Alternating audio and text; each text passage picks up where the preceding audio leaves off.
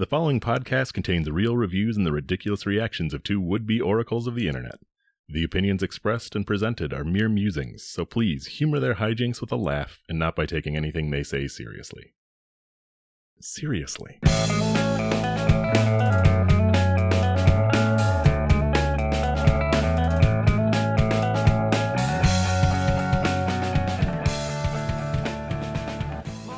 My goodness, it is reviewparty.com 200, baby. I'm Brent. I'm Matt. Oh, we got a show for you. It's gonna be special. It's gonna be crazy since it's episode 200. But if it's your first time here, coming in on episode 200, well, don't feel like you're 199 episodes behind. You arrived just on time because right here we got internet reviews. We got comedy. Keep going. Brent and Matt. Yeah. We read the reviews and then we talk about them for for a little while, and hopefully the review's funny. Hopefully we're funny. Hopefully you have a laugh. You feel included.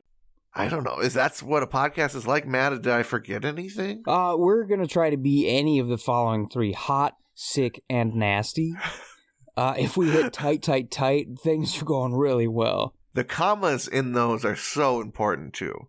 Because you don't want to mash the hot, the sick, or the nasty together in any sort of combination. You don't want hot, sick. Sick, nasty. That might be the exception to the rule. Yeah. Sick, nasty's pretty cool. Yeah, but hot, sick, and hot, nasty. Oh, no hot nasties, please.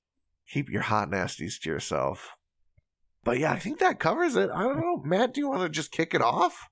Yeah. You know what? I'll kick it right off. I know this is our 200th episode, and if most of your reviews are like most of my reviews, they're all based on something with the number 200.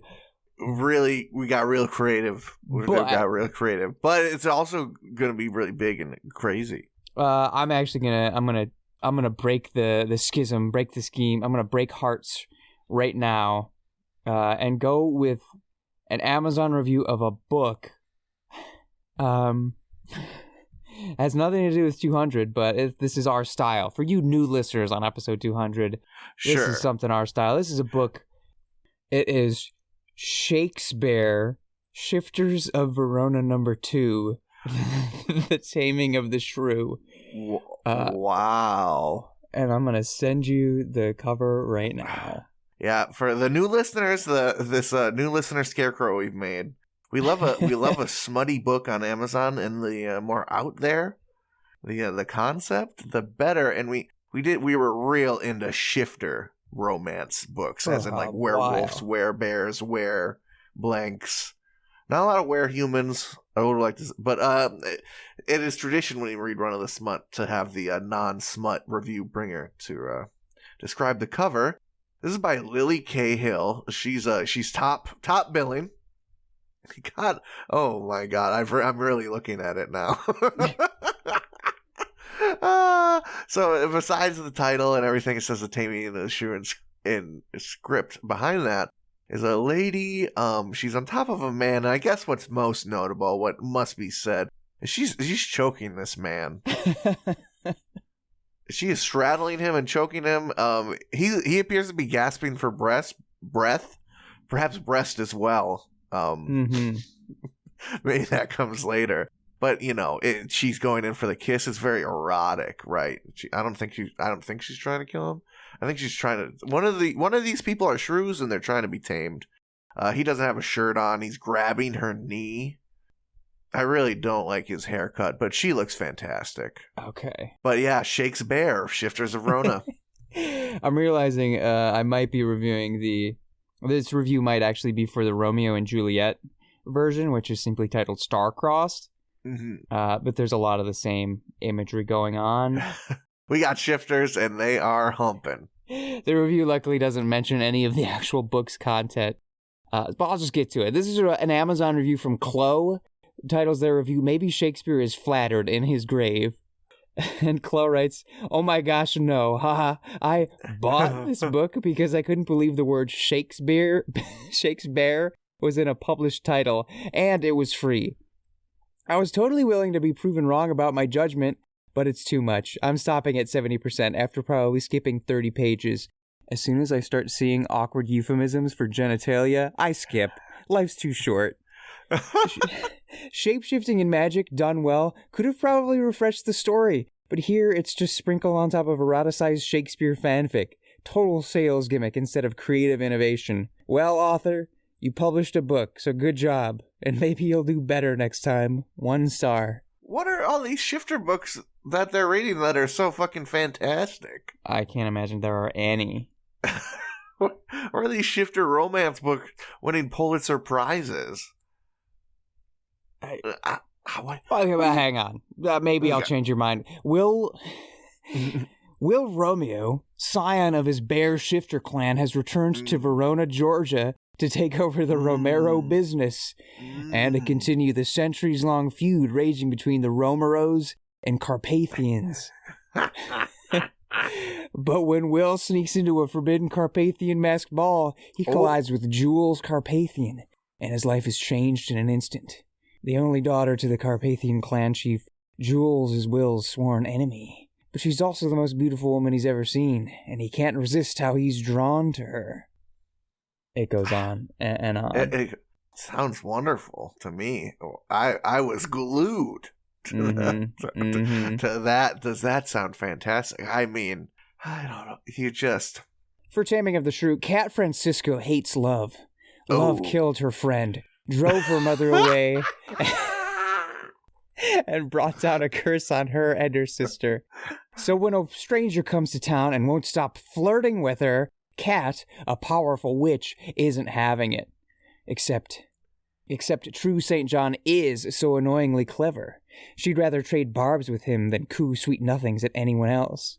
But when she finally gives in to her desires, she finds that love is bigger and more complicated than she ever imagined. No way. Because true St. John is a bear shifter. Let's go, dude. I'm really disappointed there wasn't. I would have personally gone for the shrew shifter. Maybe it's right there. If it's too on the nose, correct me, but boy, does that sound like a great angle. Yeah, make him shift into a shrew, and it's like they're perfect mates. What? Yeah, she's a shrew, he's a shrew. We all shrew the house down. We all shrew. Shruly, that would be a better choice, but I guess maybe she's just really into the bear thing. Bears are pretty hot. Yeah. Shift. I mean, the implications of a bear shift. You're a werewolf, you can be a gangly, scrangly, scaredy pants kind of guy if you get turned into a werewolf, That comes for anybody. Mm-hmm. You can be a nerd by day, cool werewolf by night. But if you're a bear shifter, I think there's kind of an implied haughtiness, as you said, to your personality. But what this has really got me thinking is other Shakespeare stories, and I'm sure they're way ahead of us in the room. They've only done 4. Only done 4? Lily Cahill has, anyway. I just feel like you really need to compliment it, and you really need a good angle. The romance ones are... Well, there's already shifting in Twelfth Night, isn't there? There's a donkeyman. Isn't that Midsummer? The Midsummer, is that what it is? Yeah, I think, yes. 12th Night, I think there's a dream of shifting. But, Midsummer, it's really there. There's a lot of pucking around, if you will. Yeah. Yeah, Shakespeare really is a gift of... Julius Caesar? Ooh. Who's shifting in that one, and to what? Brutus shifting into... I don't know. Antony's definitely a shifter because he's very sexy. I think that's got to be a part of it. Antony and Julius Caesar are having some sort of shifter romance, and Brutus doesn't have a cool shift, so he gets jealous that Antony and Julius Caesar are doing shifter stuff. He shifts into like a jellyfish or something. I went to the box set page. I know the cover I sent you is an alt cover. Most of them have just the same picture of a bear on all the covers, and they don't look bad, these covers. But what I'm about to send you, well, I'll send a snippet of the covers first. I didn't get all of them, but okay, you can see I got what's a little going picture. On. Yep, the same sort of sepia toned fucking dry humping. But there's this picture.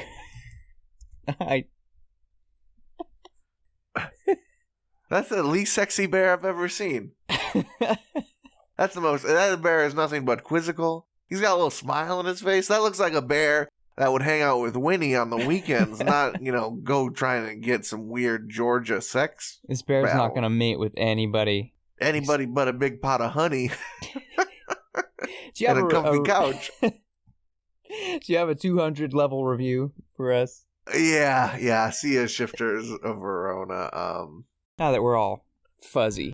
All fuzzy and warm. I'll bring it somewhere. Speaking of fuzzy and warm, sure, that's a segue I'll go with. And I'll also get us on track with the very clever, very funny gimmick of our reviews this episode. Good Sense 200 milligram ibuprofen tablets, fever reducer, pain relief from body aches, headaches, arthritis, pain, and more. This is the 500 count, but of 200 milligram tablets. Of course. Galactic Hat has this review.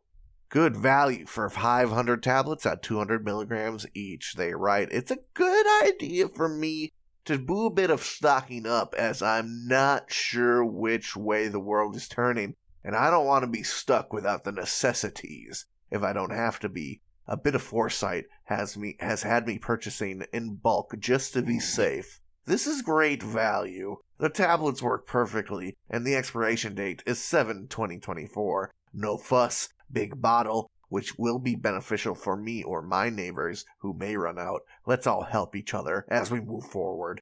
Great buy, all around 5 stars. What apocalypse do you think you're going to be living in? That's one of his own creation. Zombie video game level stuff, or like future, some Fallout. Ooh, I found a small bottle of pills. This is currency. Of all the funny, haha, this is future, in our dystopian future, this is the currency. Ibuprofen as currency may be the most believable to me. There's few things better on God's green earth than some ibuprofen. Mountain Dew. The sweet dew of the mountain is the only chemical compound created by man powerful enough to battle ibuprofen. I mean, you get your fucking leg bit off by some radioactive bear. Just Pop a couple. What more do you want than IBs. ibuprofen? Right? That's the first thing I'm asking for. Someone baby bird some ibuprofen onto my open wound. It'll be better in a fortnight. I don't know. There are things I will stock up on. I don't know that ibuprofen is one of them. So you're saying it's just not we must be somewhere pretty low on this prepper's priority list with this review. Yeah, it's not my priority to have that potable water. Mm-hmm. Gonna need that. Clean undies. Gonna need them. I'm ditching undies long before I ditch ibuprofen. I think we differ there. Going commando pales in comparison to just a mean migraine. I don't think I've ever properly suffered from a migraine, so I don't know what it's like. Yeah, even if it was just a headache, I don't know if I can handle the apocalypse with a headache going on. It's just one more thing to deal with on top of all this. There's gonna be so much, and the headache's gonna put me over the edge. That's the difference between a man and a ghoul. All right, you might be convincing me. Have you watched the Fallout show? I haven't. I've heard good things though. The one of the main gimmicks is the main cowboy guy is a ghoul, so he's sort of like a feral radioactive dude, but he takes the drugs that keeps his brain all good. And we see some that don't take the drugs, but the little huff, it's kind of like they huff some, it's like an asthma medicine type thing, but it's filled with jet or whatever drugs, I forget exactly. Sick. Yeah, some, but that's it. I think it's just actually ibuprofen. He just takes a sweet snort of ibuprofen every morning, and it keeps the ghouls, keeps the ferals away. Well, all right then. I can't hate that. Yeah, but I guess the real question: would you want a gun or would you want some ibuprofen? with gun comes ibuprofen. Or a gun that shoots ibuprofen. You know what? Now that you mention it, that same Cowboy That Ghoul guy, he has a very funny gun that goes punk and shoots like a big pellet when he shoots it. Maybe that's just a big size ibuprofen. Sort of ironic way to kill someone. Oh, are you hurt? Yeah. Let me patch you right up. Punk! There's a big old hole in him. But yeah, I don't know. It's in my supply kit, but if it gets lost, no, I take it back. I'm not becoming a ghoul. Stock up on the good stuff. Nah, I wouldn't want it. Especially in Illinois down there, dude. It's going to be Ghoul Central. Ghoul City. You can spray a ghoul with some ibuprofen and they'll just become a man again. Naked. Do you have a review? I have a trio of reviews from IMDb for the movie 200 Cigarettes. See, I'm glad you plumbed those depths because I looked and I said there's nothing funny here. So I trust you. I trust that. Did you find the movie? The movie 200 Cigarettes? That's the only movie with 200 in it. Yeah. That is like not weird. I found something we can talk about. You bet. I'm gonna start with the positives. I'll say. I'm gonna I'll go with this one from IMDb user Nice Rova, who titles their review, "Christina Ricci is wonderful." They write, "I'm a non-smoker, and I definitely think there was too much smoking in this movie. But the movie itself was awesome, thanks mainly to Christina Ricci. Not only is she incredibly beautiful, she is also a terrific actor. If you haven't seen the movie yet, then you are missing out big time. 10 out of 10. I know nothing about this movie. I mean, I guess Christina Ricci being wonderful is enough reason to see a movie. But yeah, smoking and Christina Ricci, okay. Isn't complaining about cigarettes and 200 cigarettes a little bit like seeing cats and complaining about cats? I think so. I do that though, so yeah. That's a horse apiece. What else you got? Watching Magic Mike and complaining about all the hunky men. All the magic going on screen. I'm not ready. I personally don't like this stuff, but it's there. I have a review from Acid Star. Now that's a sick name. Yeah, that's cool. Acid Star wrote this review October 17th, 1999. Wow, right. Let's go. They titled their review, "Well Worth My Time, an excellent pick." And they write, "I thought this movie was definitely worthy of my time. The plot was cute, and the list of actors/actresses was amazing. I think that every actor/actress played their part perfectly. Many people may be annoyed at Christina Ricci's Long Island accent and attitude, but that's the character, and she did a great job of playing it. And who does not love a good 80s movie also? An added bonus is that Elvis Costello has a cameo. Come on, you should see it just for that. A really good movie that didn't get enough recognition. 10 stars out of 10 stars. People that love it. But there's a name. They keep talking about this cast, but I know there's a grenade in that cast. There's sleeping. A grenade and his brother. Oh, his brother's hanging out too. I didn't know that part. Yeah. And actually, the one review that I recently read that did name him said he did a good job and was funny. Yeah. We're talking about Ben Affleck. That monster. But I've just got this third review from Mikey Jack. They title their review, "Nope, just another bad movie." And right, bad characters, bad dialogue trying to pass as witty. Just a bad movie. Painful at times. Not far off from a Talking Heads movie, yet the conversations were slow enough that even if the movie involved gunfire, they'd still be boring. And no, the characters would have been stereotypes back in 1981 as well. A bad movie is a bad movie no matter how one tries to sell it as a, quote, "Well, you had to be there." Well, I was there. It wasn't like that. It didn't suck this much. No excuses, please. See The Last Days of Disco if you want relative accuracy. 200 would suck in any era. 1 star. I don't want to pick sides. I haven't seen this movie. I haven't seen this haven't even seen a trailer, but the vitriol there seemed genuine. It did. I trust that shooter for whatever reason. I can't put my finger on it. Let me read through the cast list here, though. We've got the Affleck brothers, Ben and Casey. Youthful ones too. I love a youthful Casey Affleck in general, but he's just a baby boy. We've got Christina Ricci. We've got Paul Rudd, Kate Hudson. We've got Martha Plimpton, the girl with the glasses from the Goonies. Courtney Love is in there. I don't know what to say about her. I don't know what the hell she's getting up to. We've got Dave Chappelle.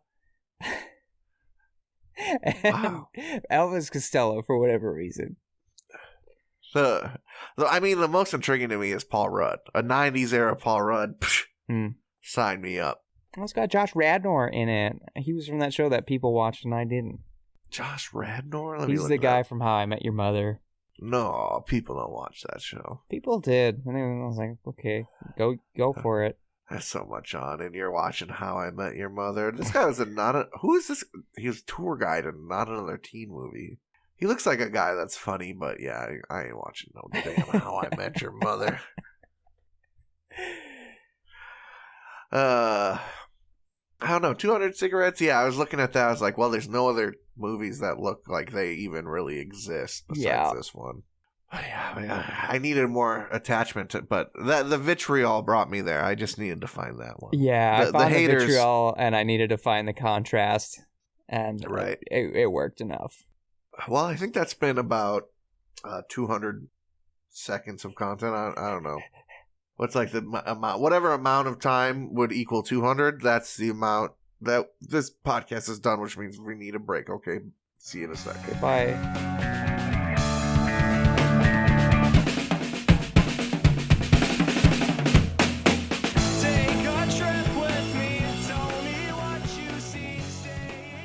Hey everybody, thank you for listening to our lovely little podcast. If you'd like to go above and beyond in supporting our show, or have the most fabulous conversation starter since sliced bread, go to reviewparty.com.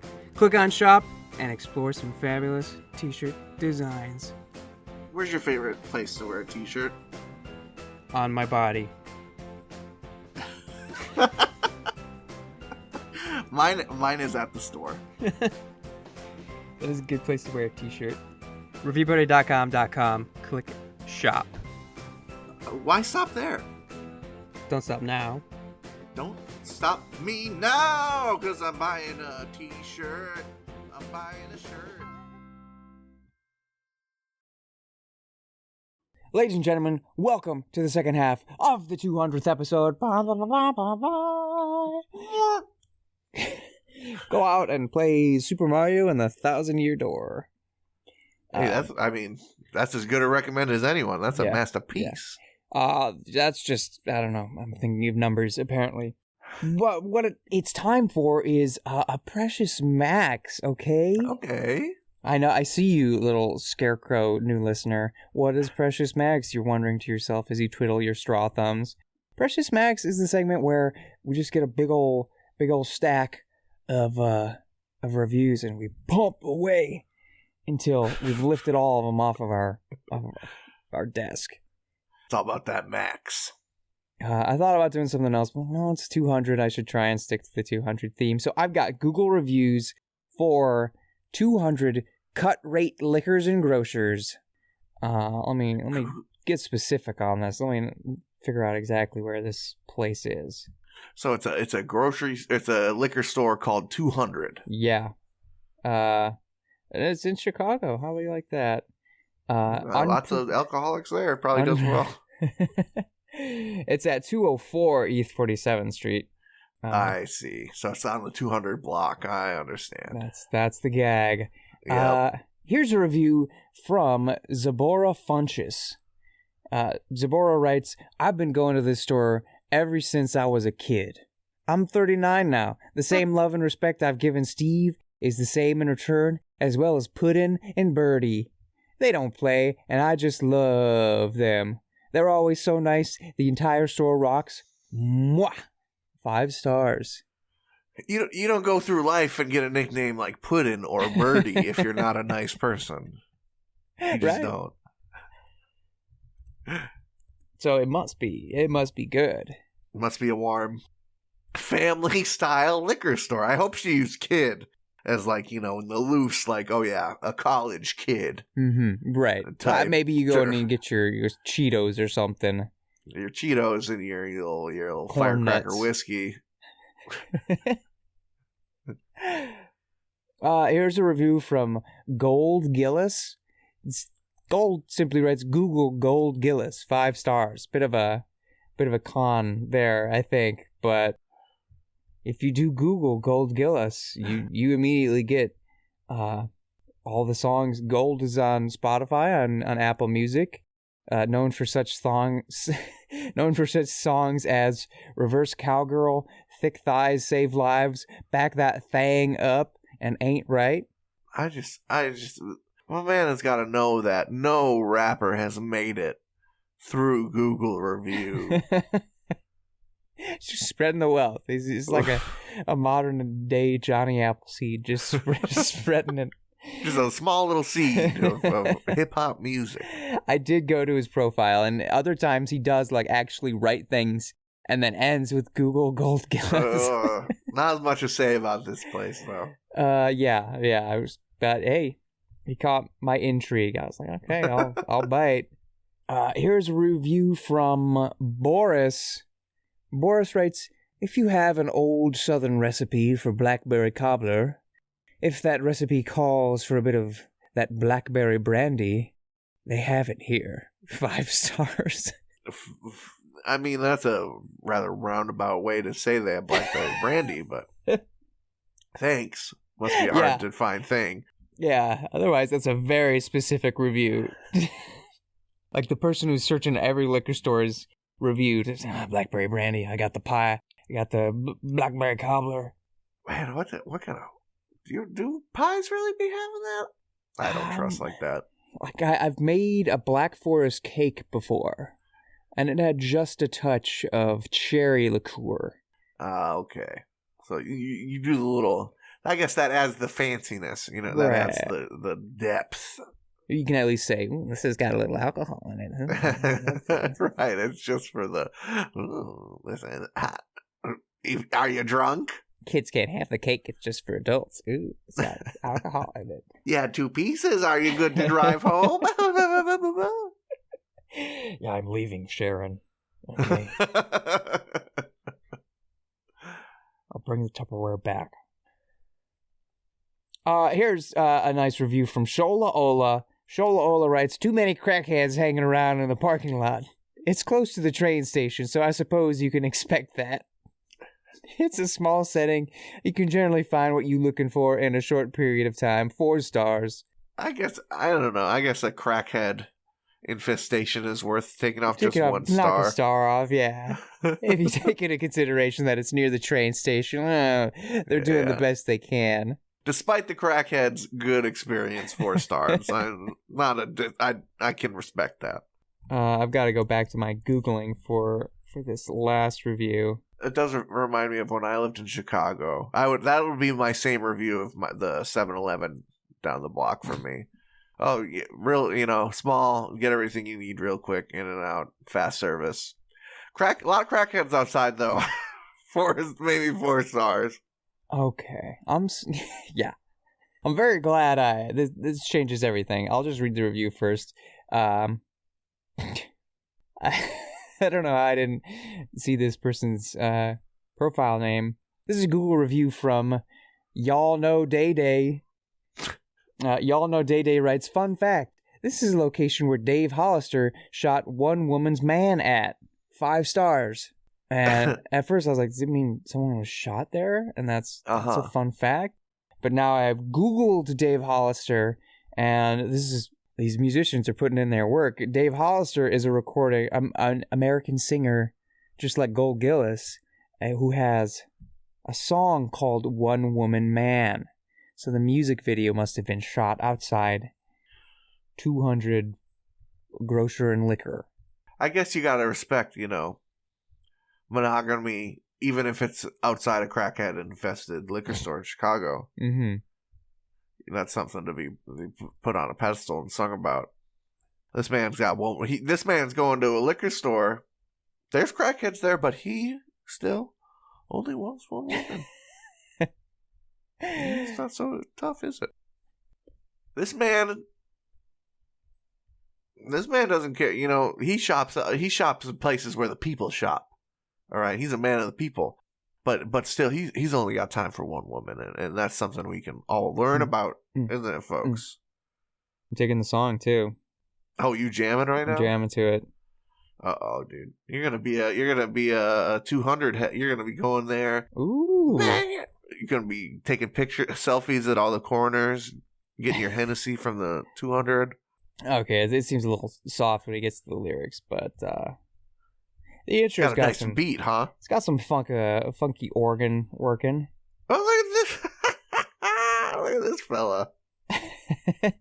15 years ago. Okay, so this was kind of this isn't just some independent artist. This was a phenomenon here. This guy's established. This is kind of, it's got kind of a what's that? What's my favorite music video episode?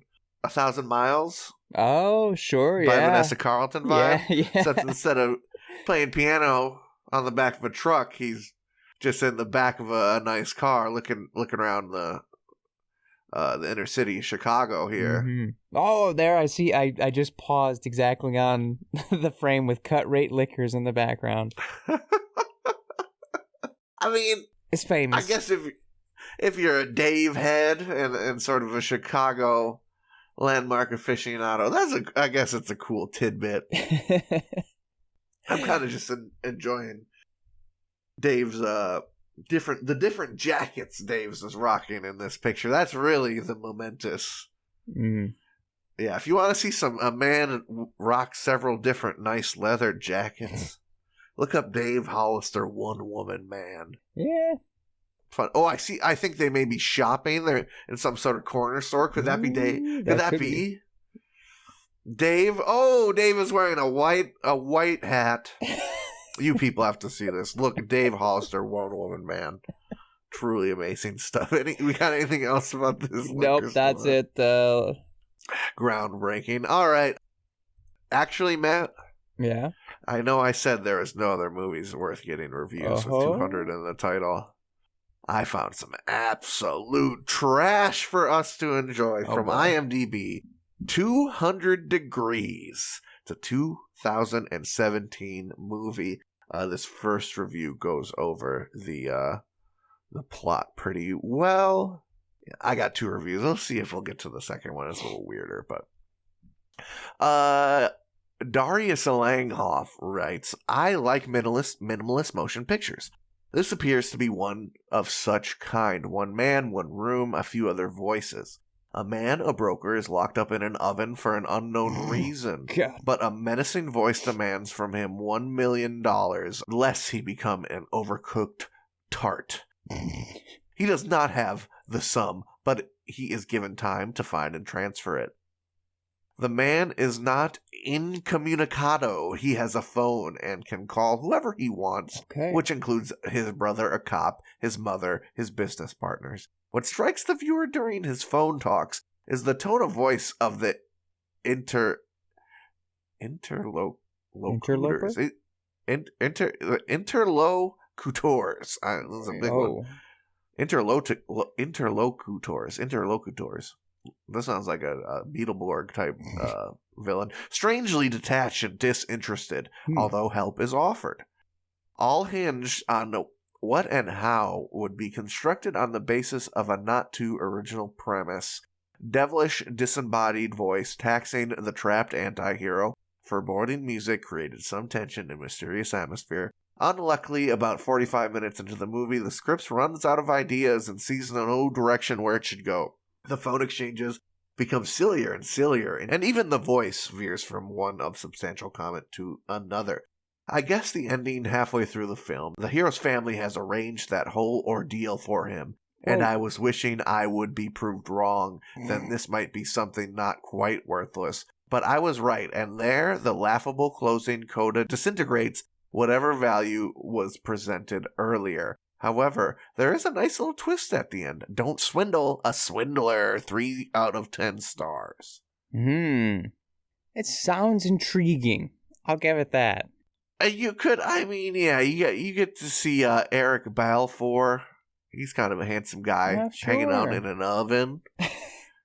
Like, I've watched similar People Trapped in a Place movie. It was like Hypercube. Is that the name? I remember I had a friend who was into the Cube. I wasn't movies. super into it. It was a little weird and gross. But still, it could capture some of my imagination. And what was the dang? I mean, there's a lot of Saw vibes, right? Saw is probably very popular. Sure. Trapped with the voice telling you to do things. The Cell? Is that the name of... No, I'm familiar with the Cell Saga, but that's about Goku. There was some movie, it was like a Spanish language movie that came out a few years ago where Platform, that's it, isn't it? The platform. That sounds like a movie where they trapped on on Final Destination with Fox. It's a vertical prison with only 1 cell per level, 2 people per cell, and 1 food platform, like an elevator that starts at the top and just goes to the bottom. So, like, the people above you are eating and you get their scraps, and the scraps you leave go below. It's pretty intense. That's got a bit of a, what's it called? That, the movie about the train in the snow. Snowpiercer. Snowpiercer, yes. Yeah. Whereas there's the different train cars are sort of different classes of people. Yeah, we've probably named a bunch of movies that are more interesting than 200 Degrees here. Yeah. I guess the end of the review reveals the end of the movie and the reason why. But what got me was the indifferent people on the phone. I think that's kind of funny. It is kind of funny. Can you imagine calling your mom and telling her you're in an oven and she just is kind of indifferent about it? Okay. I kind of got like, is he gonna call Regis Philbin? Hey, what's going on? This Regis is your lifeline. Some lifelines. Yeah, I heard you're the lifeline guy, Reg. If you want to watch a movie about someone who's isolated and trying to make the best of it or beat the system, that's the odds are stacked against them, just go watch Moon. Yeah, type it in. Moon movie. Oh, look at that. 2009. Yeah. Sam Rockwell, say no freaking more, dude. But we'll let Welchy Katie leave us with their review. Okay. This one was funny to me. 200 Degrees, too distracted by sexist hypocrisy to really watch. Oh, no. All I can say is that if the protagonist had been a female, she would have almost immediately be stripped down to her underwear. Ooh. This guy removes his jacket at the start and then remains fully clothed, socks and shoes included all the way through. I can't get over the blatant double standards here, and before anyone thinks I'm being overly sensitive, we actually, completely unnecessarily, see tits. Incredible. Nice. The guy is in insane heat, gets soaked so it is not only absolutely boiling but humid, and keeps all his clothes on. Then we see boobs because the woman could have had a bra on and we still would have known that she was a prostitute. Okay. I'm so incensed by this aspect of the film alone that I was too distracted by my ire to concentrate properly. Relatively interesting concept written by unabashed hypocrisy. Points for the setting, as I really hate the heat, so it did make me go, ooh, quite a few times.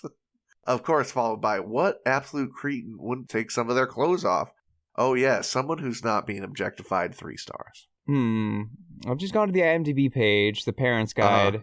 Sex and nudity says severe, but the comment is women in underwear at start of movie passes very quickly. So the classic put some titties in the beginning of the movie for the those blockbuster rental factor.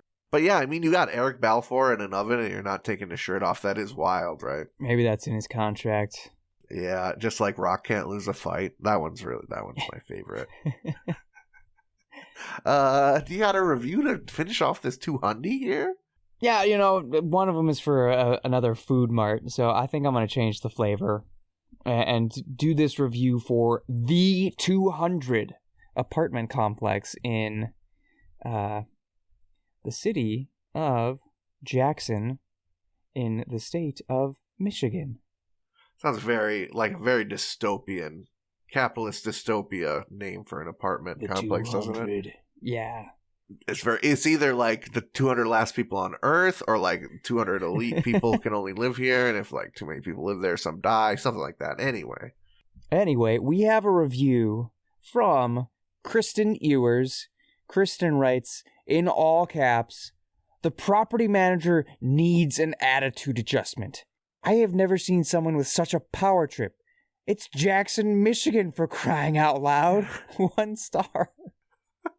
I don't know. What could she mean by that? I'm technically from Michigan. Yeah, there is a response from the owner. Oh, lovely. "Kristen, please accept our sincere apology for the way that you were made to feel during your inquiry with our community. This is not the representation that we want to portray of the 200, nor Jackson. Please allow us another opportunity to make a better impression. My name is Kat. I am the community manager, and I would love the chance to reintroduce our community to you. As I do not have your contact information, please feel free to contact me when it is convenient for you." I'm looking up Jackson, Michigan. I'm guessing it's a town of 30,000. I'm guessing she's saying, this is Podunk Nowheresville, bro. How dare you be exclusive? It's not 200, dude. That's the type of shit where, like, when you gotta bring in what kind of utensils. These forks won't. These forks. You need more salad forks. How can you serve guests with such china? It will not do. We've got 1 off-white napkin in the linens. Oh, can you imagine, dude? In the 200? This isn't a 200.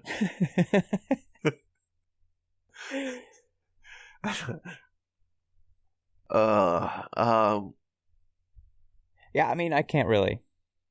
Landlords are not your buddy. I don't know. I don't expect them to be good.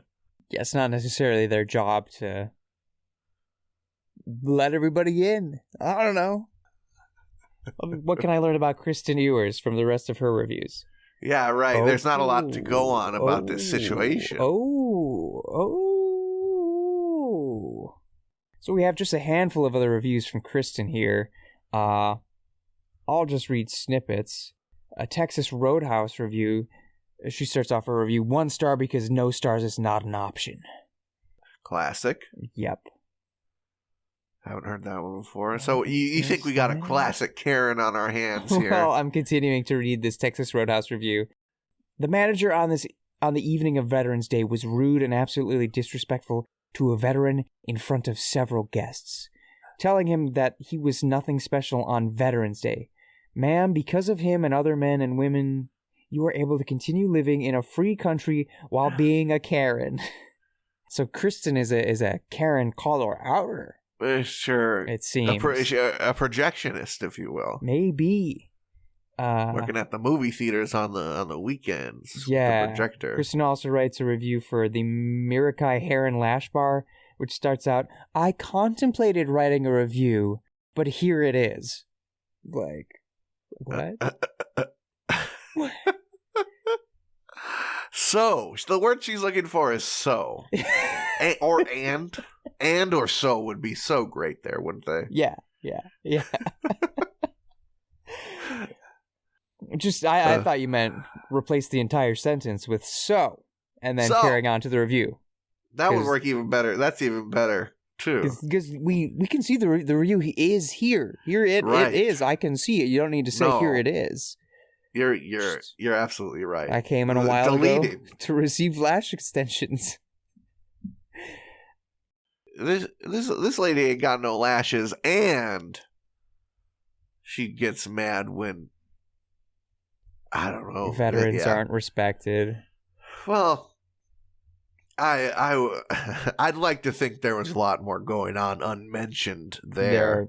Texas Roadhouse, you never know what's going on. Texas Road, yeah, I kind of feel like that when I walk in. When I know I'm going to Texas Roadhouse, you're either going to have the best experience in a cheap steakhouse you've ever had, or it's just gonna be the most dog shit service you've ever had. Like, there's no in between there. So it's a roulette. I think that's part of the fun, right? It is. You get that cowboy gun out. You put some apple cinnamon butter in one of the chambers. You spin it, put it up to your mouth, and hopefully you'll get some delicious apple butter. But you might get some weird service, especially if it's busy. No, it's the worst though when you're in Texas Roadhouse and like the service is going so slow, and all of a sudden they got to do a goddamn birthday hoedown. Yeah. Like, doesn't have my waitress have something? She's managing like 20 tables right now. You think she's got time for a 3-minute birthday hoedown? Nah. I don't think so. I need a refill on my electric blue lemonade. Exactly. The refill game there is abysmal. You got to know that going in. But what else you got to know going in? I don't know. That this show has to come to an end sometime, doesn't it? Review Party 200 is over, but the good news is you made it to the Real Ones Club, Scarecrow new listener. Nice. That's right. You're a real bad dude for listening to the whole episode. We appreciate it, so thank you. Thanks to all the listeners out there, new and old. We got new episodes every Tuesday. # Tuesday Reviews Day. This is the 200th one. I don't know. Here's to 200 more. Let's do it. Sheesh. That's scary. But if you'd like to help us battle those Sunday scaries, why don't you send us a review to reviewparty.com@gmail.com. Include your name so we can give you some credit. You can send it a hyperlink, JPEG, whatever you got to do. We'd love to see it. You can find us on social media, Scarecrow, at reviewparty.com, on Instagram and TikTok, at least for the next couple of weeks, I assume. I think I saw it. We got 9 months. Okay. So, yeah, we're still going to be beating that dead horse for a minute. All right. Yeah, love it. We're also on Twitter /X at ReviewPartyPod. We've got a website, reviewparty.com. Hey, Scarecrow, get yourself there. Say hey to Dorothy, because there's a whole lot of blue to be seen. There's blog, there's episode, there's shop, there's blue. You won't regret it. Also, on the TikTok, if those 9 months are up and there's no clear TikTok replacement, we do have an informant in another country who may keep uploading for us. So we're future proof, baby. Reviewparty.com is one of the 200. We're in that exclusive Fallout shelter. No, who else we're inviting to that bad boy? Did you just talk about the website? No, I'm getting ahead of myself. I did. You did? Sheesh, that was quick. Go to the website. Cool stuff on there, guys. Know what else is cool? Nosebleeds. That's the band who've been playing that song you've heard throughout the episode. Bread for Breakfast, it's called. They let us use it because they're super cool. There's a bunch more great songs they have if you want to check them out. Spotify is a good place to do it. Nosebleeds. Just search for them. It's one word. They're handsome. Go. I think that's it. Thanks for 200 episodes, my friends who've been listening the whole time. Yeah. I hope you enjoyed it. We got lots more slop to serve you. Extra sloppy, just like this review from Amazon to finish us out. 200-pack mini bubble wands, white bubble wand stick toy, bulk for wedding supplies, anniversaries, Valentine's Day, gift celebrations, wedding, send-off, party paper for couple guest kids, boy and girl. Amy writes, best bubbles I've ever seen. Best bubbles I've ever seen. Used for a wedding, and everyone commented on how good they were. 5 stars. Are you a 2-year-old?